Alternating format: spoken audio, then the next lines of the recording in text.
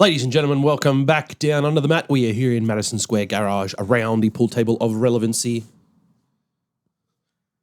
This is Mr. Dan Danielson. Should we around? Not like, so we're not going to video ref. Go into the bunker. Go into the bunker.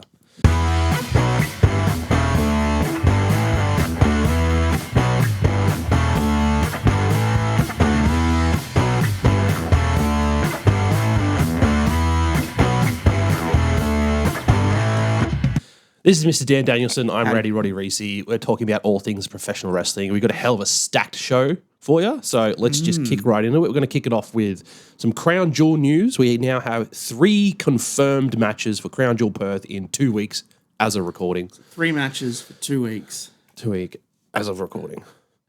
On this one recording video we're doing right now. So first ones we'll talk about are the champion versus champion matches for the Crown Jewel Championship, which was always happening. It was always going to happen. I like look. Seth Cody will be a great match. Oh, I love the way that they have tied in their story over the last couple of years into this match. yeah. Even just that one promo on Raw was enough to be like, there's actually meaning behind this match. Well, it's not just champion versus 100%. champion now. And we've said this for a while, like with Seth always being involved in these big returns. He was like WrestleMania 38. Yep. Cody's return was Seth. He's always been around that kind of stuff. I love the nuance of talking about the watch. Yes, and the fact that this was Seth's first time wearing it since he got the watch off Cody at WrestleMania 40. But the fact that Cody had mentioned that on like other podcasts and like interviews with ESPN and stuff previously, he talked about the watch. He talked about it when he had the podcast with Becky Lynch. He asked her, he's like, does Colby still have the watch? And she's like, yeah, of course he's got the watch. Yeah, Rock gave him the watch back. Yeah, exactly. Like there is a lot about these watches. It has been a story the whole time, and then for Seth to wear it on that promo to prove a point, like you're the quarterback, but you're my quarterback. Yeah, that promo was absolute fire. I absolutely love that. Great way to kick it off Raw. Great way to kick off this feud for the next couple of weeks because they have so much history. The televised record, Cody's up 3-0, but if we include house shows, Cody's up 22-0. So you're on board the Seth winning this, aren't you? Yeah, I feel like, and like what really rang true with this Seth promo was like it's me, I'm the alpha. But if you're my alpha, quarterback, why do you have the vision behind you? Why do you have Paul Heyman doing the talking for you? Why do you have the other guys doing your But like dirty work? When Seth said I'm the alpha, I fully believe that. I don't believe Cody when he says he's the quarterback. I do, but I think for different reasons, right? I think Cody is the epitome of what WWE wants to be in media, on ESPN, on television, to the broader world. He's going to be Guile in Street Fighter. He is the poster boy for what WWE should be. Seth Rollins is the poster boy for what the internet wrestling community wants WWE to be. Yeah. And I see why these two work so well together because they are two sides of the same coin. And I think that this match will be great. And why you tie into all of this long-term history with him, the fact that he helped him out at WrestleMania 40, the fact that he was there for his debut at 38, you have to tie into all of that now because you got 2 weeks. Yep. You don't have a long build for this match. And to be fair, they're going to come in, they're going to have this match, they're going to have the Crown Jewel thing, and then they're disappearing again. Yeah, done. That's it. So you have to tie it in quickly. And I think this has so much more story going into it. It's going to make this match way more entertaining and way more crucial to the fans than the women's. Yeah. Because as cool as a match with Stephanie Vaquer versus Tiffany Stratton is going to be, it's going to be super fun. Yeah.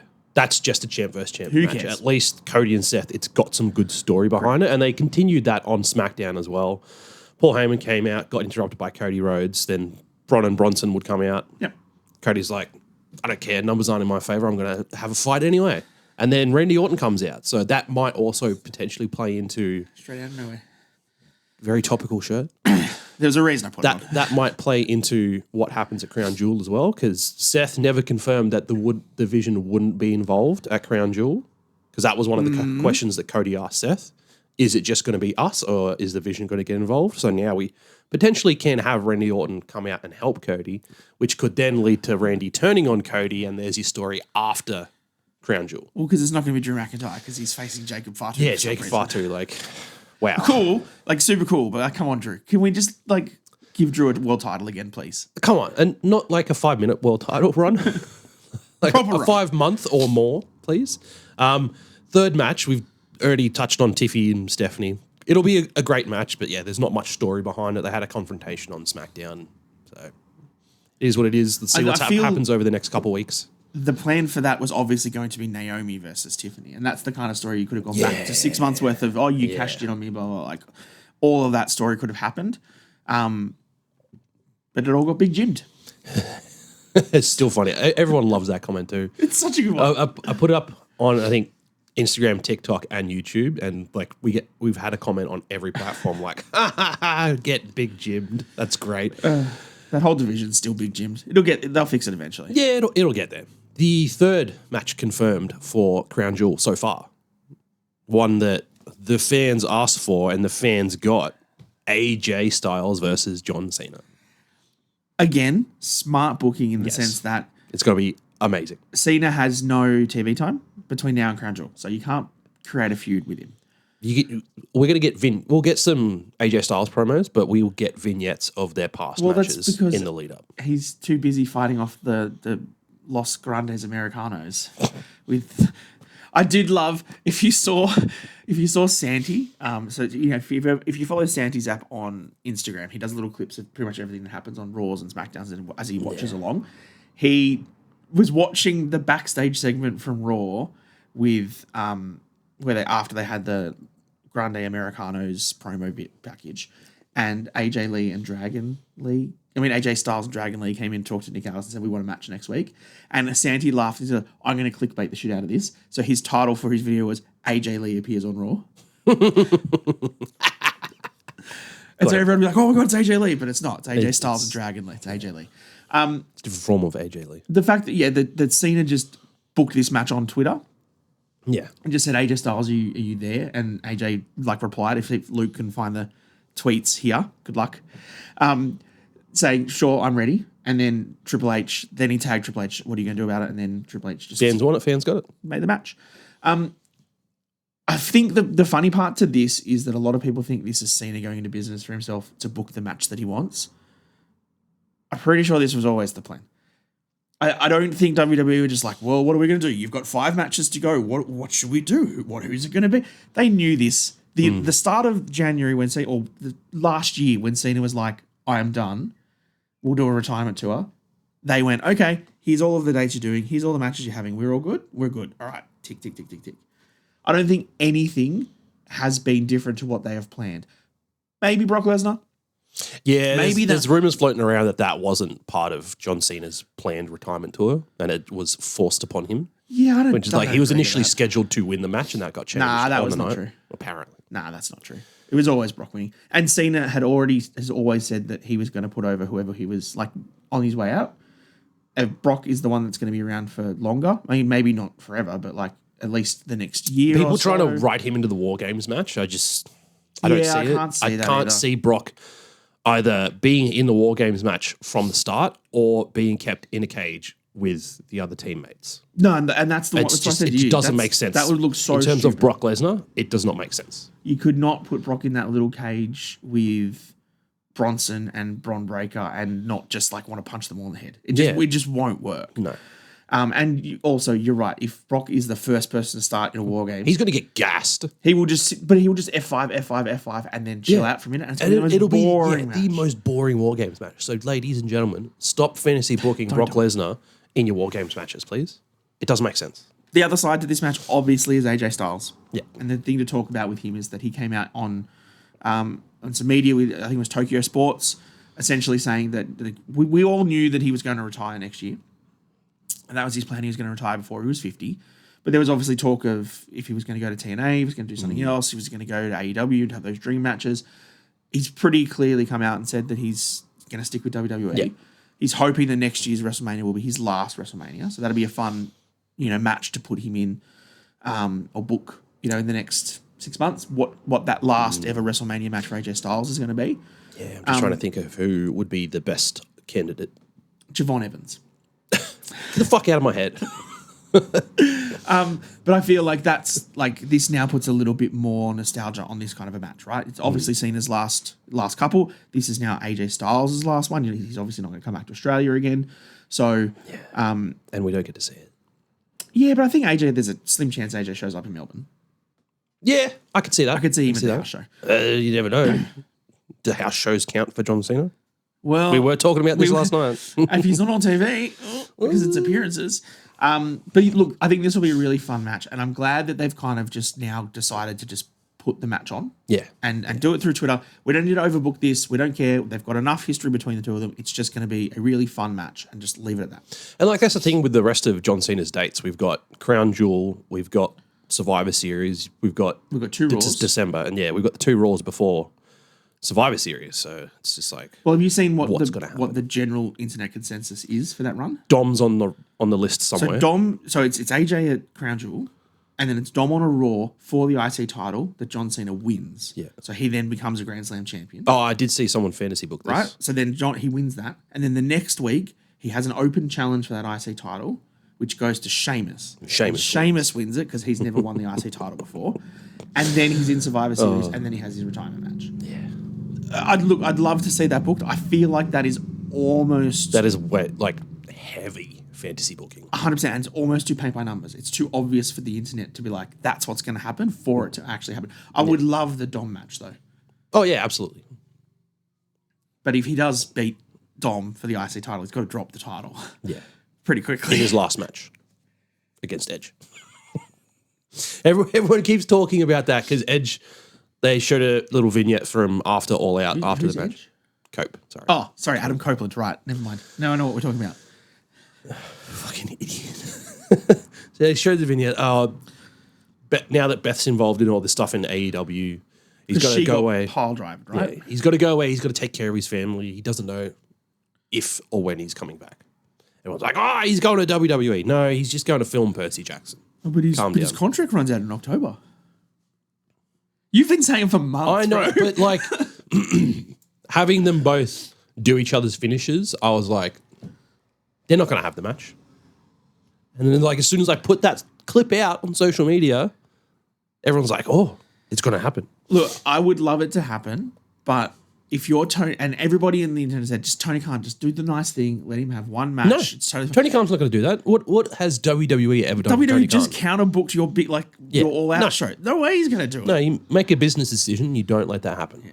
I think Edge... As much as we all want it. Edge would love it. I think Cena would love it. Everybody else would love it, but from a business standpoint, there's no reason for AEW to do that for WWE, which sucks. But hey, it is what it is. Yeah, it is what it is. I just don't want his last match to be Gunther. Yeah. Kind of bores me. Yeah, I don't think that'd be it'd be a decent match, but I just as the last match. Well, because the other rumor is that it's going to be Lesnar again for John to get his win back, which I don't think anyone wants that. Nobody even like. I had fun with the WrestlePalooza match. And you're a big Brock Lesnar guy. Yeah.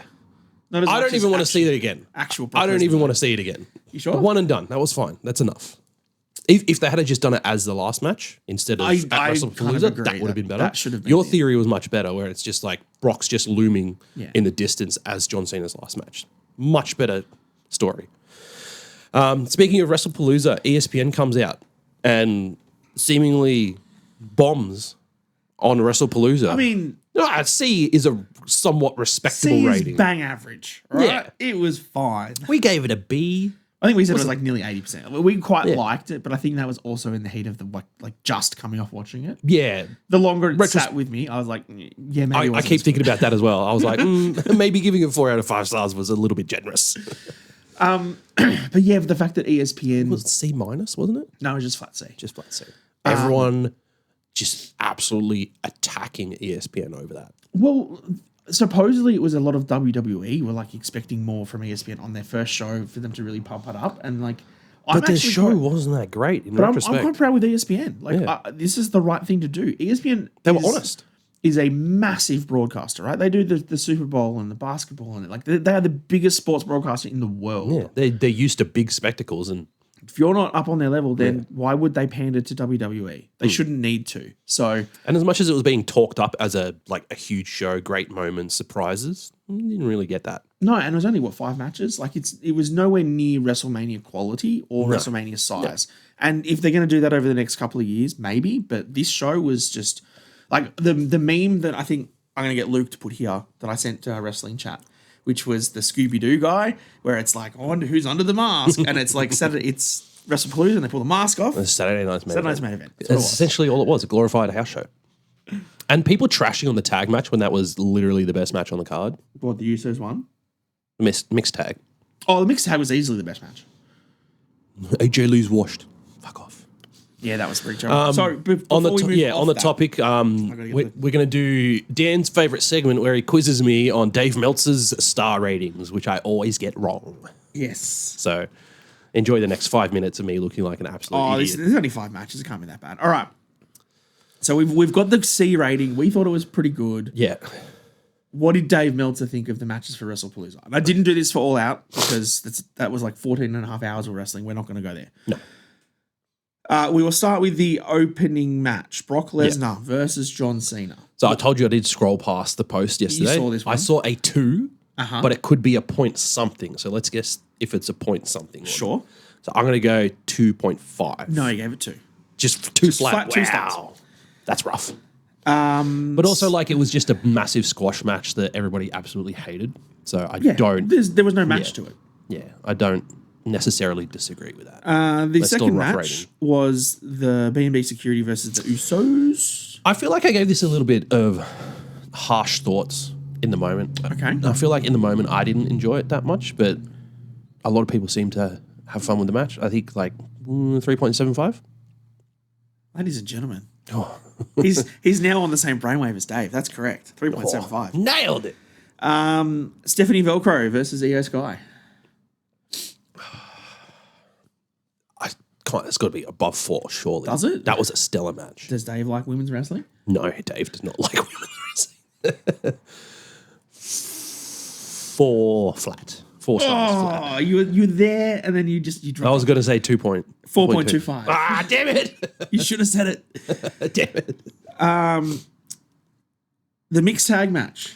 CM Punk, AJ Lee versus Seth Rollins. I think we both said 4.75 Becky Lynch last week when we reviewed it. Yep. I don't think it gets 5 stars. No. But Dave, what does Dave think? That's the problem. Dave's a character. I'll go 4.5. I don't know if he'd push it up that high, like 4.75. Okay. He would give it 3.5 stars. What?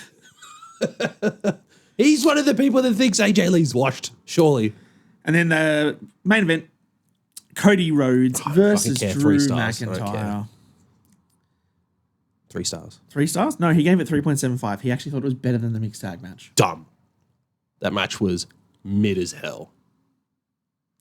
Those are Uncle Dave's star ratings. I got one right. I thought you were going to roll earlier. You nailed it earlier. I think that's it's pretty average. I get like 1 or 2 right, and that's it. Let's go to some depressing news next. Masha Slamovich. Ooh, yes. Got a touchy subject, and then we'll quickly pivot away from it. She's currently being investigated for domestic violence allegations from her partner or ex-partner? Ex-partner, Akira from Major League Wrestling, MLW. This is called Major League. Yeah, I'm pretty sure it's Major. Fair enough. Correct me if I'm wrong, but I don't think I am. She started getting pulled from independent wrestling promotions and dates that they booked her for. Mm-hmm. At the moment, she's off TNA TV, not scheduled to come back anytime soon.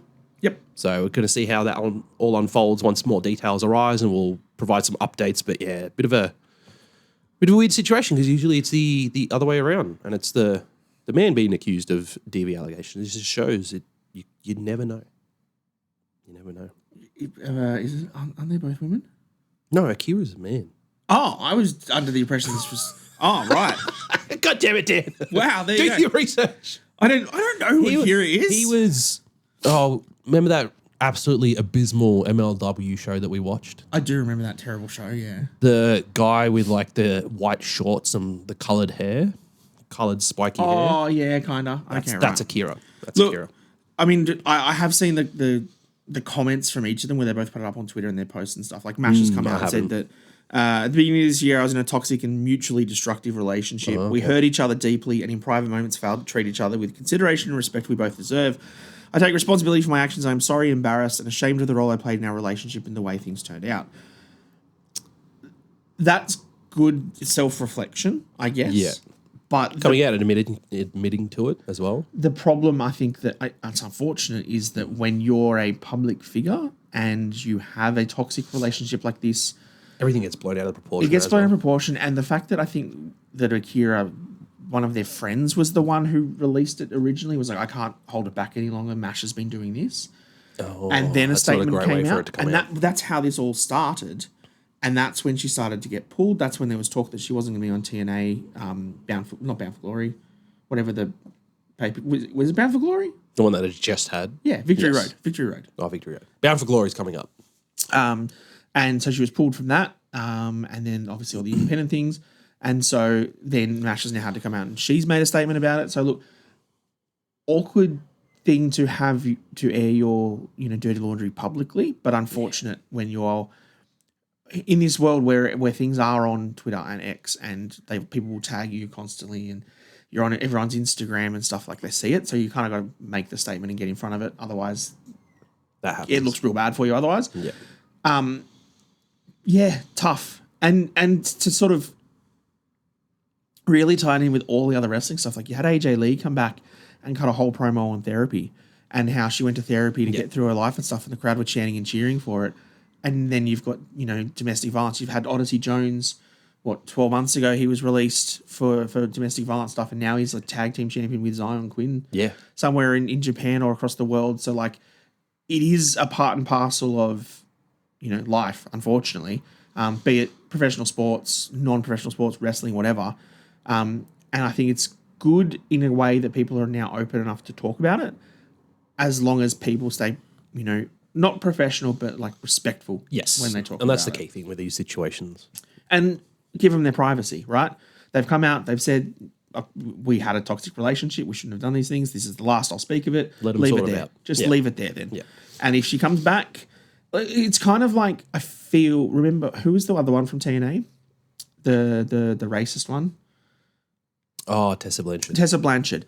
Like, she had her moments and then she apologized about it and then she came back and everyone was just ripping straight into, you're a racist, right? Yeah. The problem with Masha will be now that this has happened, she's come out and made her statements, they might sort it out. It's now like a target on her back whenever she comes back. She shows up for to any fans to independent target show, they're going to call her a basher or a partner fighter or whatever. And like, it's just, she's not going to be able to shake that stigma. And that's really sucks. Yeah. On the topic of TNA, we did have Victory Road on yesterday. Ash by Elegance, unfortunately, has had to relinquish the Knockouts Women's Championship. Currently unknown as to what's going on, but there's something medically wrong. It's got pretty serious because she said she might not ever wrestle again. Yeah, her specific words were, I have to step away from the ring. That's never a good sign. So she's relinquished the title. On Victory Road, they did have a women's battle royal, and then the final two competitors ended up having a singles match to crown the new champion. Kalani Jordan. Your mate. I don't necessarily think that's a good decision, and it's not just my biased opinion of not liking Kalani Jordan. I mean, it's a little bit your biased opinion. But you just had TNA get the Knockouts Championship back from an NXT superstar. And then they invaded NXT this week, leading to a War Games match, a 5-on-5, a Worlds Collide. Who knows? We don't know yet. But then you go and give the title back to an NXT superstar? Why? Make sense. Yeah, that part doesn't make sense to me. Like, unless what you said to me, the way you tried to spin it to me was that it's now more fuel to the fire for TNA to fight against NXT, but I feel like you didn't need it. No, I still don't agree with it. Because you already had them all at NXT on the Tuesday, already there. Like the Iconics were there, Matt Cardona, Santana, all of the NXT people were there. And the TNA people, and they already invaded NXT. They already wanted this fight. you didn't have to put your title back on NXT people again. So, and we should have known that invasion was going to happen as soon as they announced that winner take all against Trick and Obafemi. Because there's no way that was ending clean at all. But we wish a speedy recovery to Ash by Elegance. She's also our WSW Women's Champion. Yeah, so I think she might which have to vacate has that been as well. announced to return in 2026. Yes. So maybe We'll have to keep an eye on dates. Well, it's I guarantee it's going to be smack bang when you're Probably. baby due. Probably. If it's at least like a few months after that. Well, it was like April last year, right? March, April? No, like the one we went to was June, July. Okay.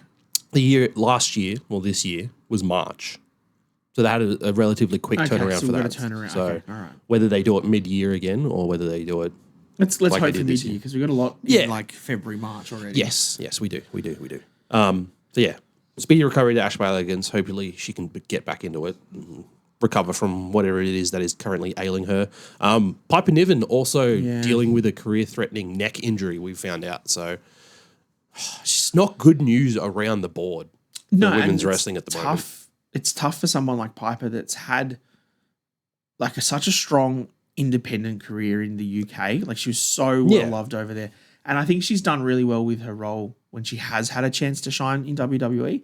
But she's never really having to get through that whole Doudrop fiasco. Oh, the Doudrop thing was terrible. Jesus. But she's never really had title runs or like real focus on her. And then now that she's been with Chelsea in the Secret Hervis and the Slagent, like she's really taken well to it. Yeah. And I think what she's been putting on in the matches she was having with like Alexa and Charles are really good. Great matches. So it sucks that she's injured now. I like that Chelsea was trying to recruit people on SmackDown. She was going for Nia. Obviously that's if you go in from Piper to Nia, that's probably the closest you're going to get. I think it's going to be somebody coming up from NXT though. Yeah. I like thinking about it now. I feel like Nia doing a comedy role like that might be good for her character development. A little bit, yeah. I'd like to see that side of Nia because I feel like she's been kind of like copy-paste, same person for the last 10 years or so. It's almost getting to that stage like Naomi was where some sort of character change or tweak in personality might be beneficial. Yeah. But I don't feel like Nia's going to do that at all. I feel like she likes her serious persona too much. But it also, like, it suits what Nia is, right? Like, she's bigger, badder, and stronger than all of the other women. Use it. Yeah. Play up to it. And she generally does. But, yeah, I do agree that it's kind of a bit stale with what she's doing now. Her more recent run has been her best work of her career. But I feel like unless you've got a good, hot baby face to put against her, Nia just doesn't feel as fun. Yeah. And Tiffany and Nia just don't work together. They don't gel very well. It just doesn't work.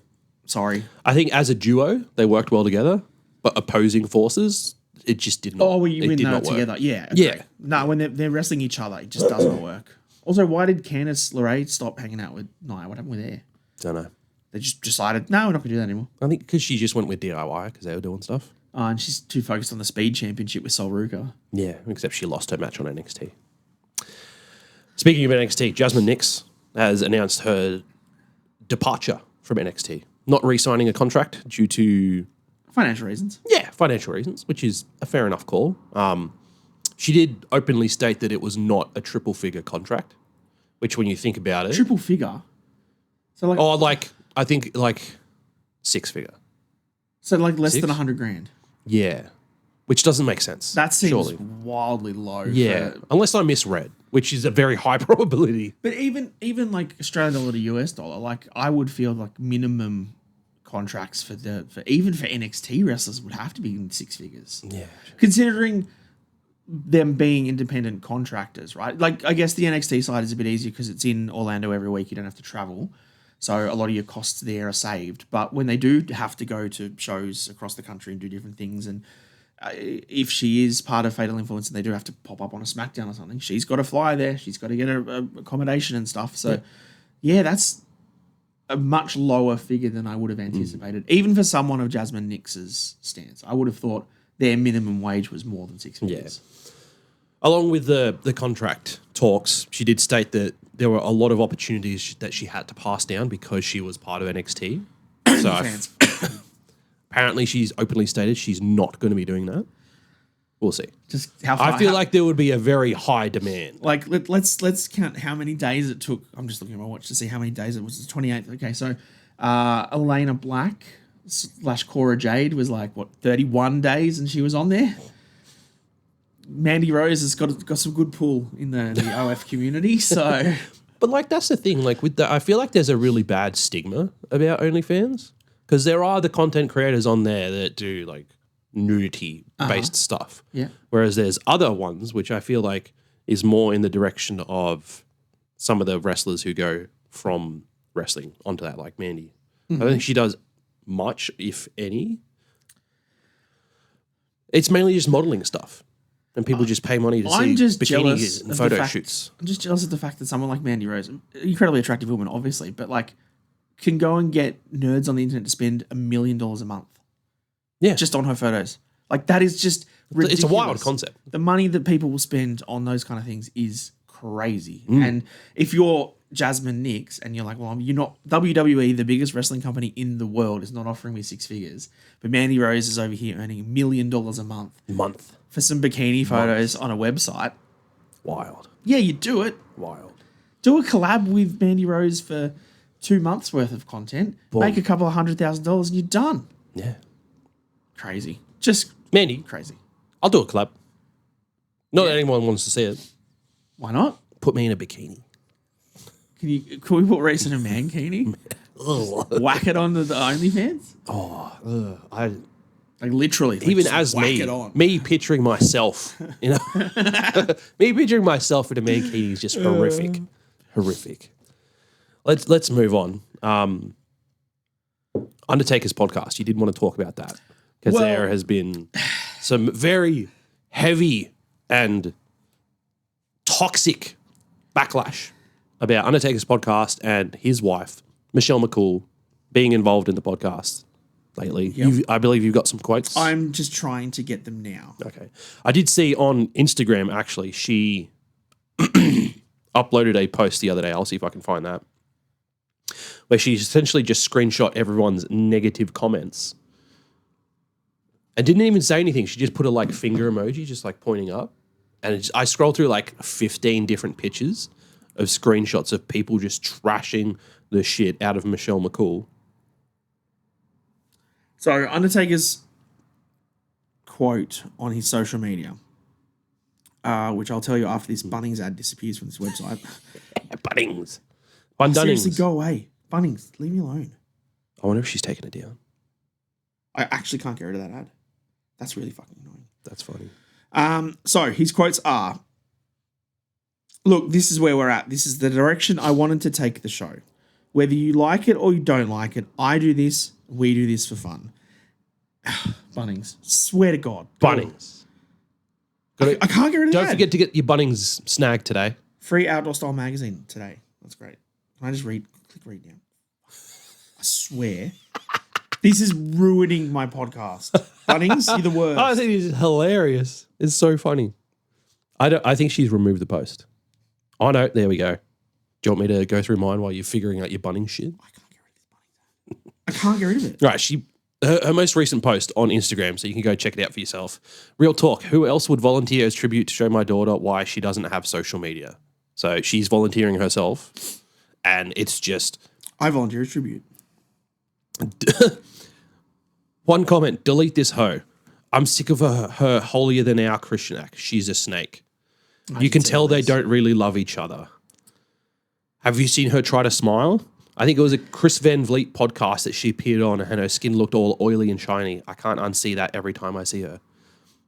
I stopped listening to his podcast once she became the coach. Like, it goes on and on and on and on and on and on. And, like, there are so many different, like, look at that. Just, like, and she's just got, like, screenshots and screenshots. So, I'm going to out myself. I don't agree with attacking someone like this. I've never been a big fan of Michelle McCool. I don't get the hype. A lot of people trashing her being inducted into the Hall of Fame. She's not deserving. She only got it because she's with The Undertaker and all that sort of stuff. I feel like that's a little uncalled for. Yes. I don't know, just like I'm so sick of coming on this podcast and like telling people to not be dickheads on the internet.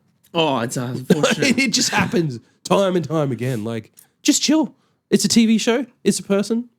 I do think it's a little suspicious that she popped up, co-host of his podcast, and replaced Mickey James on LFG. That seems to be influence driven. Oh, absolutely it is. But still no right to Undertaker attack people. says, whether you like it or don't like it, I do this, we do this for fun. And if you get entertained, then be entertained. If you're not entertained and you don't like it, this is America and you can go and do whatever you want. And then he told his listeners to relax and enjoy the ride. Now, I appreciate that, but that is a massive cop-out of a statement. Being like, you know, like, whatever. I'm going to do what I want. I think that a lot of people are frustrated with Matt, who's previous host, not being there anymore and just being kicked out. Yeah. That I think is where a lot of, because like I watched the earlier podcast episodes with him. I feel like they took a little bit of time to gel together. Him and Matt. Yeah. A little, when it was just the two of them, but then when they started to have guests, I think Matt was much better at poking the right questions and getting the conversation happening. And I feel like that was maybe, sorry to interrupt, I feel like that was also maybe Undertaker getting used to just talking as Absolutely. Mark. Because he mentioned that when we saw his talk show in Perth, well, in Sydney, during the Perth tour last year, was that it took him so long to just like be comfortable just speaking as Mark instead of just like mentally trying to be Undertaker all the time. 35 years or whatever it was, he was Undertaker and he did not let anyone into kayfabe. Like he didn't talk about it. Like he was a character. So yeah, it was obviously going to take him time to become Mark and talk and stuff. And I think Matt was getting that out of him more. I don't like the dynamic with Michelle as much because to me, it's also weird when like you're a pro wrestler and you're Gunther or whoever and you're sitting down and you're having a podcast with a husband and wife. Yeah, it seems a bit weird. Maybe they're looking for third wheels. Whee! That's awkward. Wrong tangent. But like that to me just doesn't flow as well. And it's the same like Stephanie McMahon's podcast with her friend that's on there. Like she doesn't really intertwine much. She just asks a couple of questions, just sits there and laughs at things. But again, awkward that she's kind of just there. If it was Triple H and Stephanie interviewing someone, I'd be like, that's weird. Like, why are you sitting down with a husband? Like, it just doesn't work for me. So I agree. It's exactly what you said in that I think anyone that has a go personally attacking Michelle McCool for this is scum. You don't need to do it. I think she's deserving of the Hall of Fame. Her Divas career and her wrestling career and what she did for the industry is, you can't really question it. She is worthy of a Hall of Fame position for what you look at. The caliber of people in the Hall of Fame, Michelle McCool fits right in where that is. Yeah. Especially for the time period that she wrestled in. For sure. Absolutely. But yeah, I think the podcast is not as good as it was previously. And the LFG thing, that's what gets me. Why would Mickey James, who was quite good in season 1... Could have had 2 female judges. Easy. Done. You could have just had her with the Undertaker's team. Like she could have been an assistant coach. Yeah. Like that one was a bit, I don't see why they did that. Yeah. Big news on the wrestling scene this week. Pro Wrestling Illustrated has released their top 500 superstars of 2025. We're going to kick it off focusing on the top 10, have a bit of a chat about those competitors that have been announced in the top 10. And then we're going to highlight the Aussies, which we've done in a post on social media as well, but we're going to give them their shout out here too. So Dan, take it away. All right, Shall we go from 10 to 1? We can go from 10 to 1. So the date ranges from August to July. Yes. So that's a very key thing to remember, right? It's not this calendar year.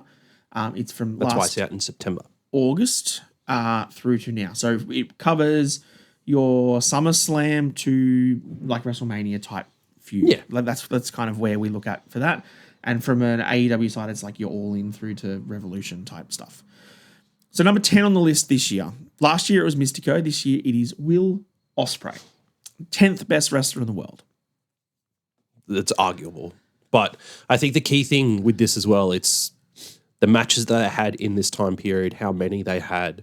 Mm-hmm. And from what I understand, Pro Wrestling Illustration also take kayfabe into account. So if they've been off injured, and that affects the ranking, which I feel like with Will Ospreay and the schedule that he's been on for the past year with AEW, he's been touch and go a lot. So I feel like that ranking is somewhat respectable. Yep. But he should be number one. He is the best wrestler in the world. Yeah, if you're looking at pure in-ring talent, absolutely, Yeah. he should be number one. Number 9 was Mystico. Cool. He dressed up as Horlucha, Pokemon, at CMLL's special Pokemon event against a Machamp-dressed Hechicero. I'm down. Let's go. Love a little Pokemon crossover here. Love it. Love it. Number 8, Seth Rollins. Yeah. He's having less and less matches each year, I feel. Because, especially with the character development that he's had over the past 12 months, I don't feel like that's... I know there's one coming up that I absolutely disagree with, but we'll keep going. Number 7, Swerve Strickland. I'm happy with that. I think he had his best Swerve's year an absolute talent. He's had a stellar couple of years, the last couple of years. Number 6. This is Jey what I don't Uso. agree with. I don't think Jey Uso should be anywhere in that top 10. Really? No. He's got to. What, because of crowd participation? Yes. Wow. Crowd, merch, kayfabe. He won the World Heavyweight title. He won... Yeah, but it does just because he won the Rumble and won the World Heavyweight title and then lost it very quickly. So, hang on. Doesn't make him a good wrestler. What are the two biggest... In ring-wise... Shut up, Reece, for a second. No. What are the two biggest WWE events in this period? Oh, yes, I know. Is it the Royal Rumble and WrestleMania? Yeah. And did Jey Uso win the Royal Rumble? Yeah.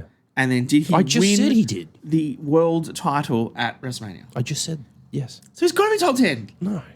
Based off what you just said their ratings and stuff were. Before that, you can't base a number 6 rank just on a few good months. So there was his Intercontinental title run with Gunther Terrible. at SummerSlam. He won the belts. He had his good matches with Bronson, with Bron Breakker. Carried. Number 5, Hiroki Goto. Go to bread. We're having a little joke in our Discord. Go to bread. Go to sleep. Chris loves Goto. I have no clue who this guy Yeah, is. we are uneducated. So I'm not educate a us. New Japan, Give us some match recommendations down in the comments. and Reece can watch them. I probably won't.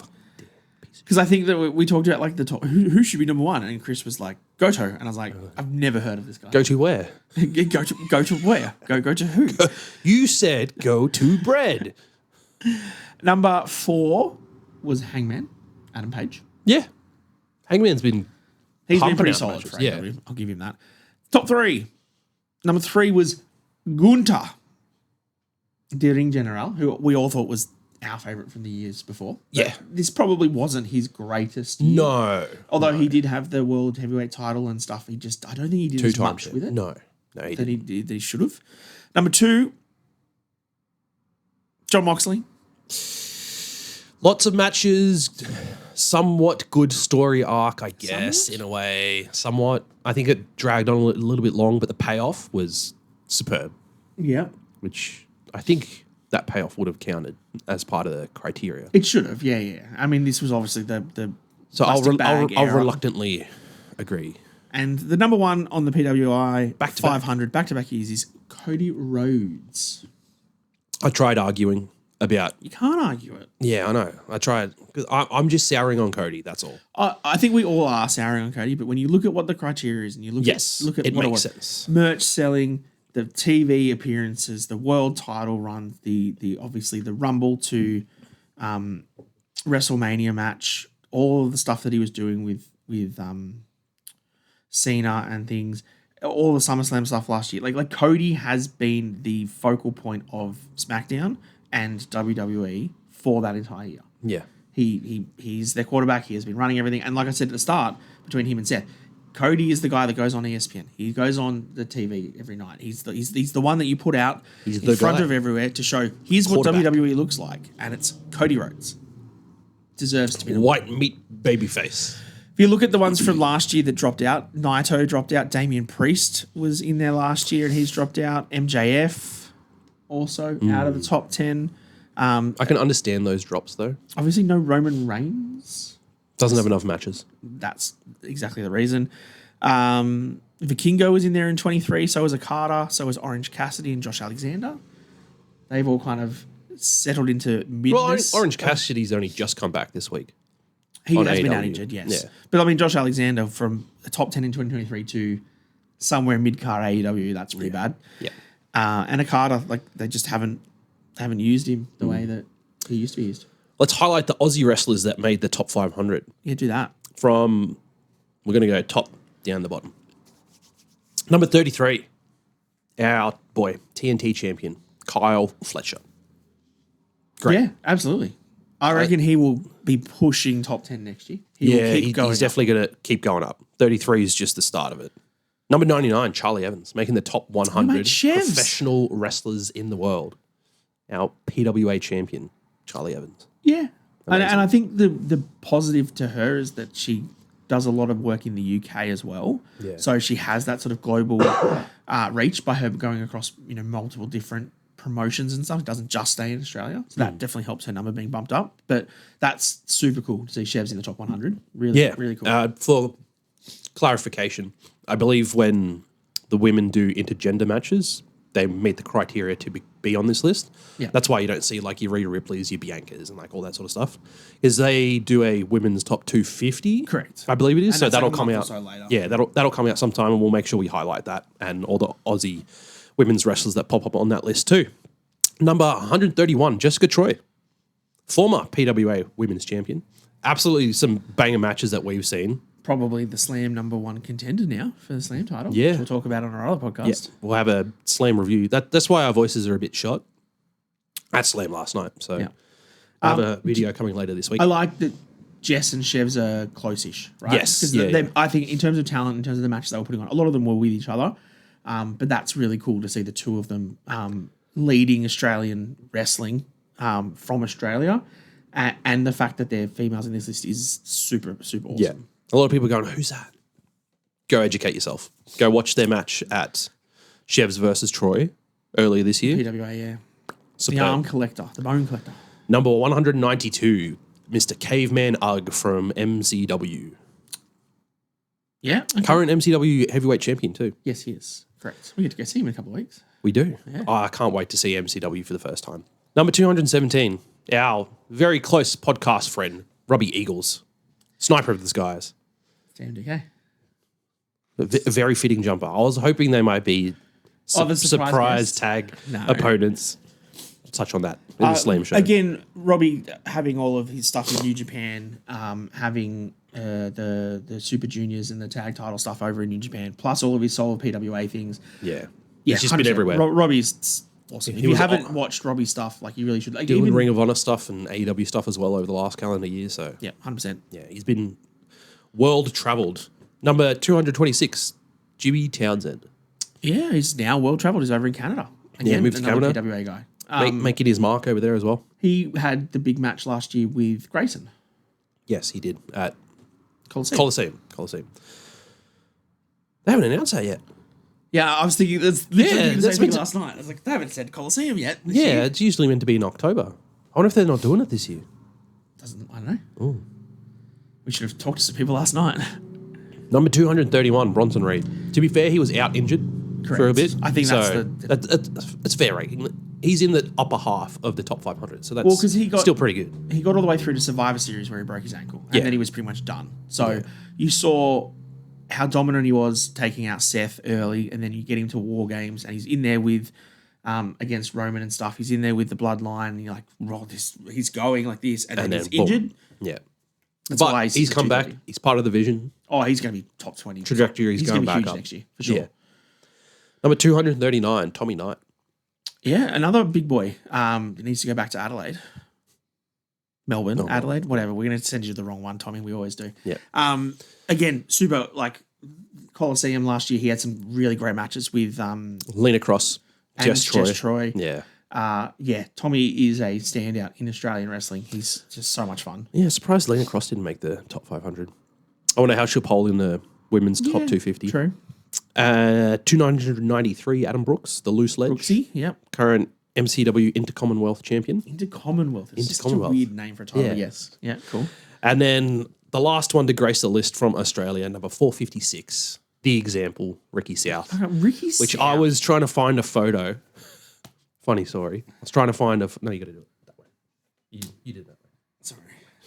I was trying to find a photo to use for the post on social media, and I stumbled upon one where he was clean shaven, no beard, no moustache, but he had like red lipstick on as well. So I feel like he was kind of doing like a little bit of a tomboy thing earlier in his career. Okay, all right. I'll have to find the photo once we're done here. But Yeah, weird. absolutely amazing to see these stars on this list, and I Bulldogs go? guarantee they will be. Get fucked. So did your team. You both went out in straight sets, idiot. Chokers. Wow. I do want to call out Faders ring true, mate. for us internet wrestling community fans. I do want to call out number 350 on the PWI list. Everyone's favorite ups and downs, mate. Simon Miller. Yeah, I can't believe we made the list. He's Good on the him. list. That's pretty awesome. Like I haven't obviously read through the whole 500 because that's a lot of people's names. But like cool to see Simon Miller on the list. Great to see this many Aussies on the list. When you think that, PWI is going to be such a large, you've got essentially you're going to have to put the whole WWE and AEW and TNA rosters on there, realistically. Yeah. And then you've got your MLWs, your Ring of Honors, you've got your New Japan. There's so much talent wrestling-wise in North America or visible to North America. It's great to see this amount of Aussie people getting a bit of a rub and a shine. And I'm sure, UK podcasts would say the same thing when someone like Michael Oku is up there really high. Like, it's really good seeing British talent up there and stuff. Yeah. It's really cool seeing diversity of what pro wrestling can be. Absolutely. Have you got much more news stuff to discuss? Because I'm running fresh out and we can start touching on some of the shows this week. We can roll through the shows quickly because there's not really anything else to talk about. No, there's not a huge amount. We've already talked about Seth and Cody. We've talked about the SmackDown segment as well. The only thing that I have here on the news as well that we can talk about Yeah. is that WWE this week have released the tickets for WrestleMania yeah, that's right. in Las Vegas. I'm also super annoyed because I've watched the highlights of a couple of the shows on their YouTube channel, and it's just got the whole bottom banner of it. It's just WrestleMania tickets now on sale. Here's the QR code, and you can't get rid of it. It's just there the whole time. They're really trying to plug these tickets. Do you know why they're trying to plug the tickets? Because they're so expensive. Oh my god! Like the cheapest ticket for WrestleMania in Vegas is like $1,200. That's more expensive than it was last year. US. Because I thought last year cheapest was like 900.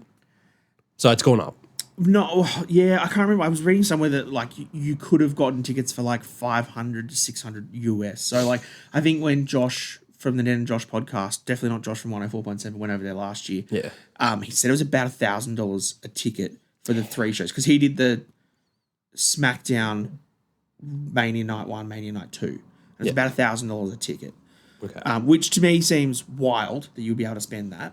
But, if you do a wrestling podcast and you write off as tax, well done.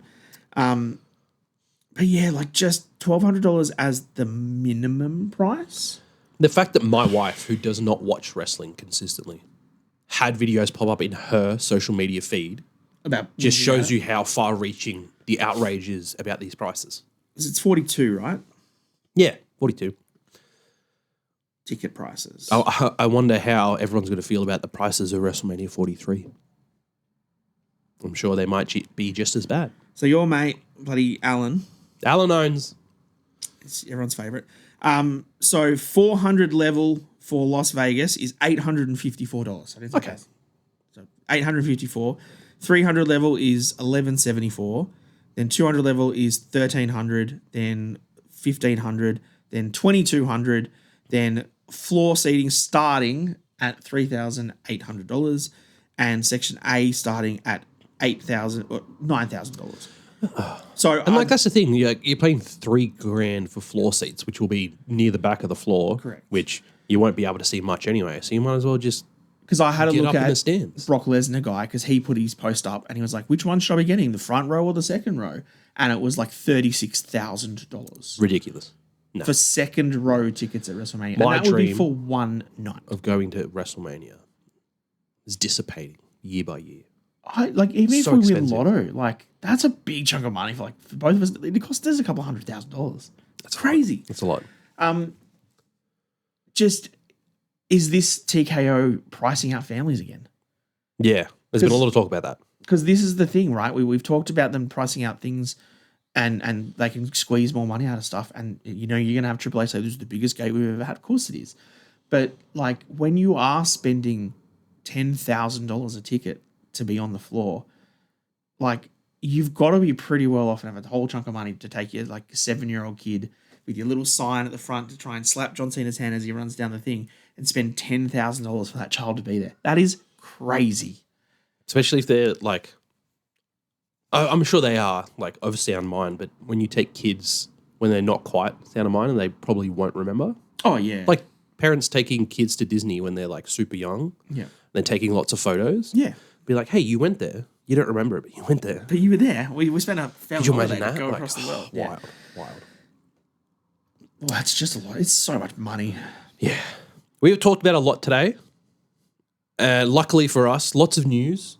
Shows were kind of mid, so There's not really much to talk about. Like Raw, the only thing we really haven't talked about is Rhea. the Rhea and Asuka stuff. So let's touch on that now. So Rhea and Asuka ended up having a confrontation backstage, cemented a main event spot. Oh my God, it wasn't the vision for once. Thank God. And we still had a shitty Jey Uso match. Yeah. Pointless match. No, yeet. Anyway. Kairi was with Asuka at ringside. I kind of feel like the role that she's playing at the moment in this scenario is like the reluctant abuser. Absolutely. Now that the turn has properly happened as well. Probably shouldn't be calling her an abuser, just quietly. It's a bit topical. But like, you know what I mean? Like she's the reluctant attacker. That's still not good given the situation. You know what I mean? The turn has officially happened. Rhea won via roll-up. Asuka used the missed post-match. Turned her into an avatar. I like the Smurf terminology more because I don't give a shit about Avatar.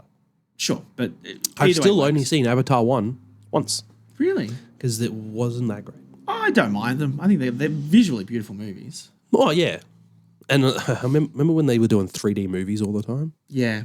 That was like it looks really, it does look it really looks cool. so good. It was great. But also like the story just wasn't interesting to me. No, we saw the second one. I'm pretty sure in the 4D movies. So like where it rocks you around and stuff as well. Oh, fancy. Yeah, it was just pretty fun. Fancy. So yes, the turn finally happens. Io Sky comes out to try and make the save. Stop Asuka from attacking Rhea anymore after doing the mist. Fist. Yeah. Spinning back fist. Lower and then, Meister. yeah. Kairi gets involved because she went to try and like reluctantly interfere and hit Rhea. Rhea stopped her. That led to the finish. And then actually hit their finishing move, the Kabuki Warriors, which is like their like inverted DDT insane elbow combo. It looks so good. It is a very elbow looks so good. It is a very good finishing move for a tag team. Yeah. But yeah, you can see she's wrestling with regret, you could say. Well, you can tell that this is going to be the match they're going to put on Crown Jewel. And that's wild to think about. I think we're going to do an episode next week touching on what our predictions for Crown Jewel were when it got announced. Yeah. And then we'll compare. 'Cause But like it's not Rhea's the same. in a tag match with Io Sky, Asuka and Kairi. No titles in sight whatsoever. I feel like the Australian fans are going to feel a bit dirty about that. Yeah, but you're going to see Rhea get a win. Can't be there all the time, you know? Especially with the backlash that's been happening with Rhea in the championship scene recently, in the last few months. True. So, The Rhea Hogan chance.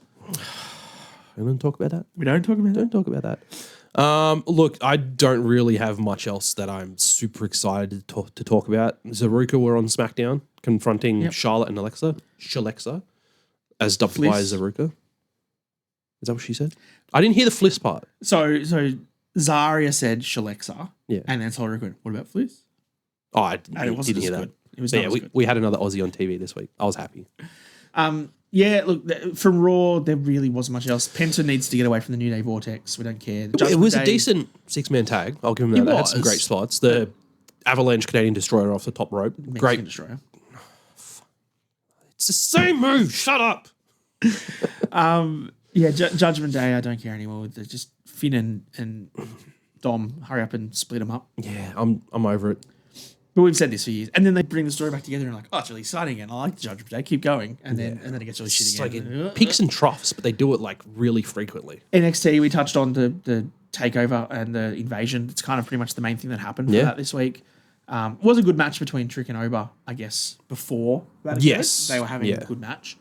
I'm kind of also glad with, because we're not watching NXT No Mercy today. We'll watch it later. Jordan Grace and Blake Monroe. They're kind of letting steel cage. They're kind of letting Blake Monroe be Mariah May a little bit more now. Like let her go, which is good because she's such a good character when she was wild and unhinged. That stuff with her and Toni Storm was phenomenal. So hopefully they let her get a bit more of that against Jordan. I'm keen for that match. SmackDown, The thing to talk about for SmackDown for the last couple of weeks, and I know you don't like him as much as everyone else does, but Sami Zayn's open challenges, This was actually, I will they have give the all credit. been banging matches. Yeah. Man. Like with Javon Evans this week. Oh, the boy is a spot machine. Ray Phoenix, John Cena, Oh, Carmelo probably should've called him Hayes, boy, hey. God and damn it. Javon Evans. All four of them have been fantastic matches. And Sammy has not been carried in all of them. Sammy has looked really good. And this is what I have known, and a lot of the internet has known, is that like if you let Sami Zayn go, he's a really good wrestler. Yeah. And they kind of haven't for a while. And this now is the point where, and I think this is why it's really good that they've given him the US title open challenge, because like, I think he can carry on that John Cena legacy because he can have good matches with everyone. absolutely. And he's that white knuckle baby face that you just want to cheer for no matter what. Right now, that's what his character is, and everyone just wants to see Sami Zayn just go out there and have fun, Sammy. And he does. And he puts on banging matches. And this is what Javon Evans made. He looked so good. Yeah. Oh, he really is bouncy. He really is bouncy. Really is bouncy. We're not going to talk about the women's main event because that was abysmal. It was... I'm not even going to say like respectfully because like it has been getting trashed online.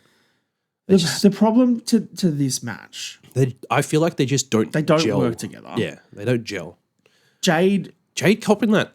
smacked the stairs. Yeah. That's a bad cut above her eye. Yeah, I saw the Instagram photos where it was all like cleaned up and it's like It's like a thick one. big Oh, yeah. gash. It was a big gash. She's going to have some nice stitches. And Like I a said scar. to you, I think the problem with this was that whole moment kind of took them out of the match. And I don't know whose fault it's on, if it was the ref or it was Nia or whatever, that pinfall spot. we'll get there. The fact that when the cut happened, it felt like everyone was panicked and they didn't know what to do, and then nothing happened from it. So, like, Nia didn't really say anything, and you could watch the ref have to go talk to the back and stuff and try and help Jade out. But then when Jade walked away, like, the ref didn't put the gloves on to get the blood and stuff. Like, they weren't... Eventually she did. She didn't start with. Well, like, they had the spot that they wanted to do where did the Samoan drop to Nia on the steps. So once they got that done... But then, that's when they then something everything up. clearly in the match was meant to then happen between Jade and Tiffany, and they didn't do it because they had to check on Jade. Yeah. But I felt like nobody told Tiffany because she was then just hiding on the side waiting for a spot, and that's when she was late to break the pinfall up because she didn't know her spot was going to move.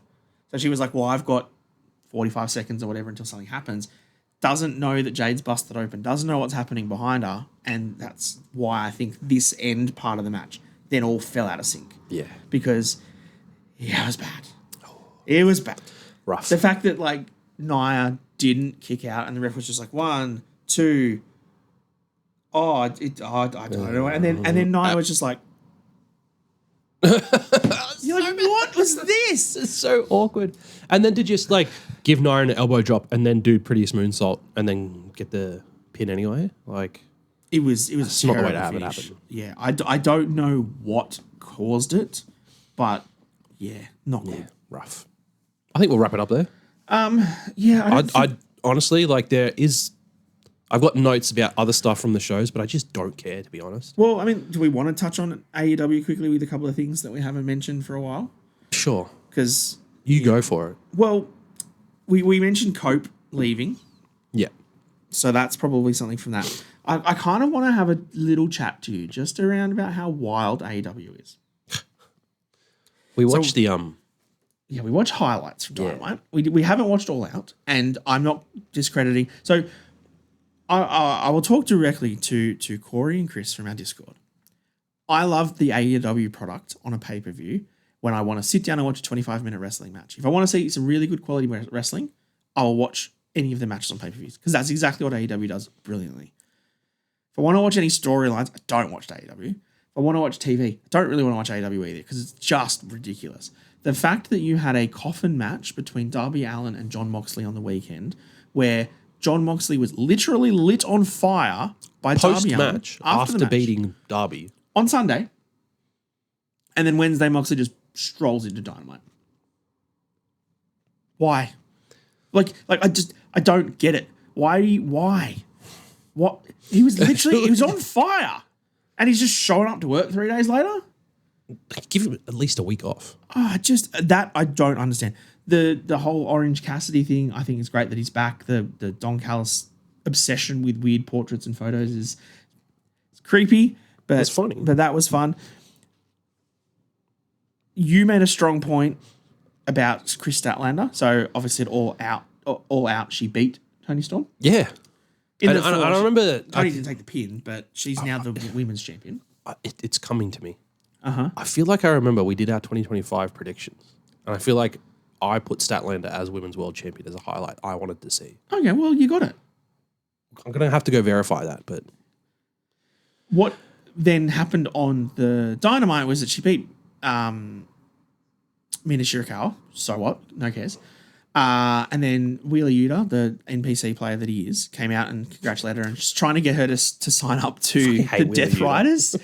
And so instead of signing up to the Death Riders, she attacked him. Yeah, she But then run away? and then runs away. Way to make your Women's World Champion look weak. Like, I get that it's the Death Riders and you're scared of them and she was outnumbered and didn't want Harley Cameron to get hurt, which we respect that decision. But, like, as soon as she, like, walked up to John Moxley, gave him the double bird, and then dipped out of the ring, I was like, no, don't run away. She should have just walked up the ramp. She should have held her own and just... And just, like, running up the crowd, like... But I guess it did set up for what immediately fed into after that. They were running Darby up the Allin with ramp. more fire. Yeah. Yeah. That segment went on way too long. Yeah. Darby thinks he looks cool, but he's kind of just a cringy emo kid. You really hate Darby Allin. It's so fun. I just like... And I really wish I could have some of my, like, childhood excitement back. Uh-huh. Because I think it was Santi put out a comment during the week, or someone, about the fact that Darby had a flamethrower. And you're like, if I was 12-year-olds and I got to text my friend, holy crap, Darby came out with a flamethrower. Like, that's awesome, dude. Yeah. But as an adult, I'm like, that's fucking dumb. What are you going to do, light him on fire? Attempted murder. You're really going to burn him like that in front of... Well, he did on the pay-per-view. I want some childhood back, you know? Some childhood back. I'm a little lost with how crazy and all over the place everything in AEW is.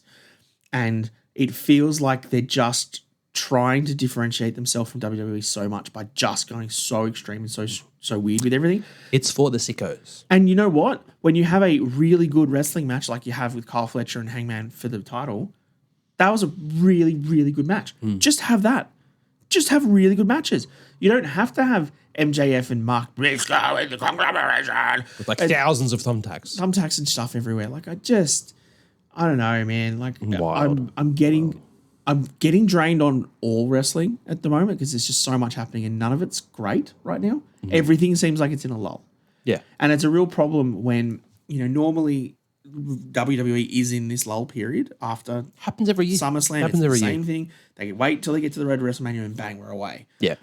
This, for me, should then be the period that AEW is like, well, we have our best opportunity to take eyes off that product. But you're not taking the eyes of the WWE fans by having Darby Allin set John Moxley on fire and putting MJF through thumbtacks. That's not the people that you want to get. You want to get the families. You want to get the people that are like, I'm really sort of sick of this John Cena retirement tour. It's not doing what I want. I'm not seeing it's my a whole Roman, other story. I'm not seeing my Roman Reigns on TV enough. I want big superstars. I want like that sort of thing. That's not what AEW is giving you. Mm-hmm. And so I feel like that's the gap in the market right now is that there's just lacking superstar quality and everyone's kind of worse for it right now, which is crap. Good news did come out of AEW this week, though. Finally announcing the AEW Women's Tag Team Championships. Yeah, okay. So, great news on that front. They've got a pretty decent women's roster. Doesn't stack up to NXT, though. Throw the jab in while I can.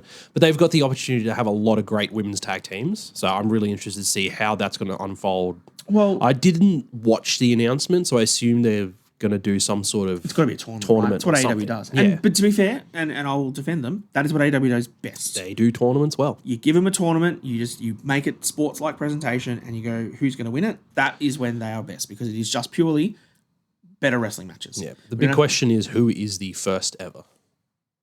My initial thought goes to Tony and Mina, but Tony's just come off a world championship run. I don't know if they're just going to throw another belt on her.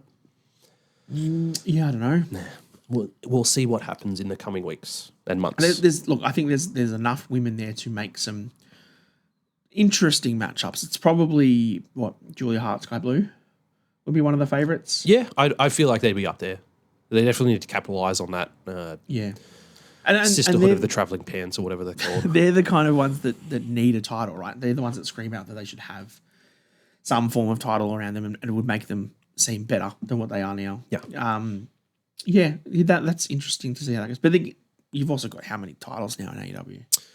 It's another one to add to the register. There's a lot. There's a lot over there. We talked about a lot today, so I think we're just going to wrap it up there. Sure. Right? We've gone long. It's a big one. Lots of news. Lots of things to talk about. It's been a good week. The positive for us news is that all of the news topics and everything to talk about is because the shows have been so average, and we've had plenty of other things to talk about instead, like whinging about ticket prices and the fun part. Everything else. Thank you for tuning in. Don't forget to follow us on all of our Don't forget to follow us on all of our social media platforms: TikTok, Instagram, Facebook. Don't forget to subscribe on YouTube. Let us know if there's any short form content you want to see from us, any game shows, any quizzes. Ooh, we need to do some game shows again. I miss doing the game shows sometimes. Yeah. We need to get a quiz master in to do it for us. We do. Should we bring back Booker Ted? Booker Ted. I don't know if Ted, are you to. watching? Can you come back and do some quizzes for us? Yeah. Just every so often. Just come back. Do some quizzes. Have some fun. Thank you for tuning in. Don't forget to like and subscribe, and we will see you next time down under the mat. Too sweet. Oh, shit, not meant to too sweet. Team DK. Robbie's going to kill you.